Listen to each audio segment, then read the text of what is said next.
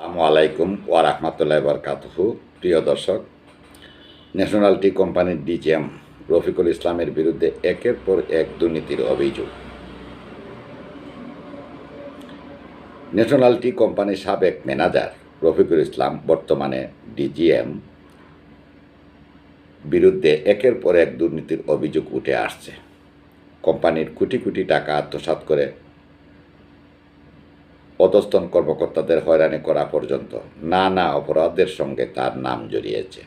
সম্প্রতি ধারাবাহিক তদন্ত প্রতিবেদনে উঠে এসেছে, রফিকুল ইসলামের চক্রান্তের শিকার হয়ে একাধিক কর্মকর্তা চাকরি ছাড়তে বাধ্য হয়েছেন। সাবেক ডেপুটি ম্যানেজার শুয়েব আল আনসারিকে নানা হেনস্থার মাধ্যমে চাকরি ছাড়তে বাধ্য করা হয়।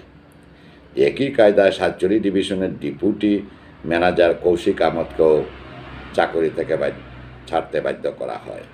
রফিকুল ইসলাম চণ্ডীচূড়া চা বাগান থেকে কোটি কোটি টাকা আত্মসাৎ করে তেলিয়াপাড়ায় বদলি হন। সেখানে গাছ চুরি, চাপাতা চুরি, মাটি ও বালু বিক্রি করে বিপুল অর্থ উপার্জন করেন। আরও চাঞ্চল্যকর তথ্য হল, তেলিয়াপাড়া বাগানে রাস্তা ব্যবহার করে ভারত থেকে আসা মাদক পাচারের সঙ্গে তার যোগসূত্র রয়েছে। পেন্সিডিল ও গাঁজা পাচারকারীদের কাছ থেকে মাসে লাখ টাকা ঘুষ নেওয়ার অভিযোগও উঠেছিল তার বিরুদ্ধে। শুধু অর্থ আত্মসাৎ নয়, রফিকুল ইসলাম তার দুর্নীতির প্রতিবাদকারীদের বিরুদ্ধে মিথ্যা মামলা সাজিয়ে হয়রানি করেছেন। কৌশিক আহমেদের বিরুদ্ধেও মিথ্যা অভিযোগ এনে তাকে ফাঁসানোর চেষ্টা করেন তিনি। হাসপাতাল ও স্টোরের মালামাল চুরির দায় কৌশিক আহমেদের উপর চাপানো হয়েছিল। এসব প্রতারণা ও হয়রানির কারণে চাকরি ছাড়তে বাধ্য হন কৌশিক আহমেদ। এছাড়া সাতচুরি ডিভিশনের শ্রমিকদের কাছ থেকে বিদ্যুৎ সংযোগের নামে লাখ টাকা আত্মসাৎ করেন রফিকুল ইসলাম।